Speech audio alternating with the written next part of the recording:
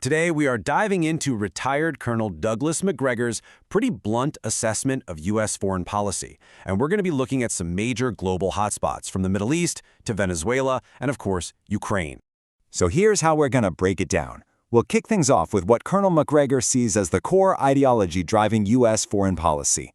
Then we'll jump into his analysis of the Middle East, Venezuela, and Russia. And finally, we'll wrap up with his big-picture critique of the whole strategy. Okay, so to really get where Macgregor's coming from, you first have to understand his central argument. And it's all about who he thinks is really pulling the strings in American foreign policy. He points a finger directly at what he calls the neoconservatives, or neocons, which is a political viewpoint that really pushes for a more aggressive, interventionist foreign policy to spread American interests. Macgregor starts by saying, yep, this neoconservative worldview has basically won. In his mind, this isn't just a theory, it's the reality, and he argues that this is the one common thread that ties together all these seemingly separate events happening in Israel, in Ukraine, and all across the Atlantic. All right, let's pivot to the Middle East and see how this idea plays out. According to Macgregor, Israel has a laundry list of things he calls unfinished business, goals it wants to get done and get done fast. So you got to ask, what's the real end game in Lebanon, at least in Macgregor's eyes? He suggests that what we're seeing is way more than just a simple reaction to current events. It's part of a much bigger plan. He breaks it down into three key objectives. First, to go back in and, in his words, finish off whatever remains of Hezbollah.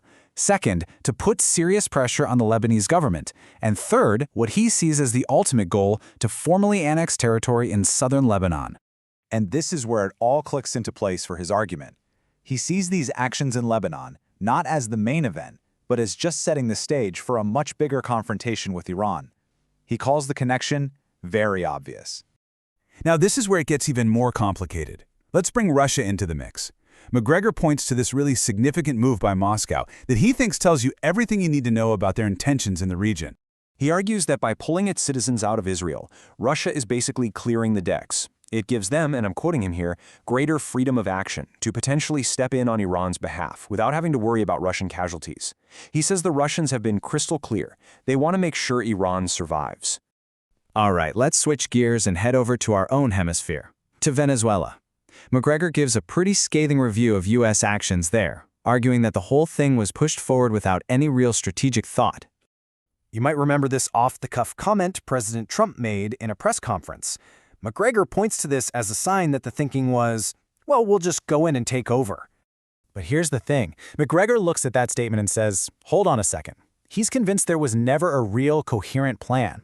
In his opinion, it was all reactive, and now everyone is scrambling to backfill the details and figure out what to do next. This table just lays out the massive disconnect that Macgregor is describing perfectly. You've got the U.S. goal, get control of that oil. The reality? Experts are saying it could be years before they see full production. The goal, remove Maduro. The reality, the guy still has a lot of support where it counts. And the idea that millions of people would be cheering in the streets for U.S. forces, Macgregor just dismisses that as nonsense. So, what's his final take on Venezuela? He calls it a potential nightmare. He says trying to actually run the country would just be a black hole for time and resources, and it's like walking straight into, his words, one giant ambush. Okay, let's turn to U.S.-Russia relations, which, in Macgregor's telling, are pretty much in tatters. He describes a situation where any shred of trust has just completely evaporated. And this right here is the absolute crucial point. From Macgregor's perspective, the trust is gone, period. He claims that Russia's leadership just sees Washington as untruthful, deceitful. And he says they see President Trump as someone who contradicts himself from one day to the next. So, if the relationship is that broken, and, given his military assessment, what does Macgregor think the endgame in Ukraine looks like? Well, his prediction is pretty grim. He thinks Russia is going to escalate to go for an all-out war to crush whatever is left of the Ukrainian military.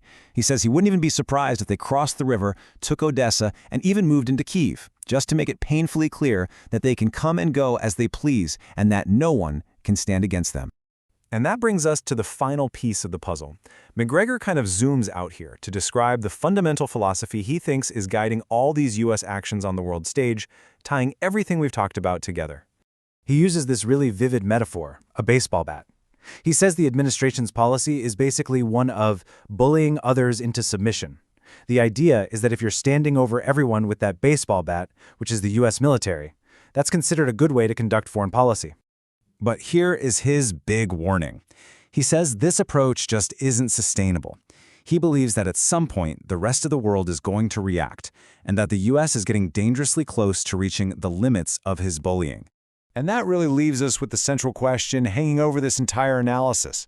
If you connect all these dots like Macgregor does, from Israel to Venezuela to Ukraine, how close is the U.S. to another major war?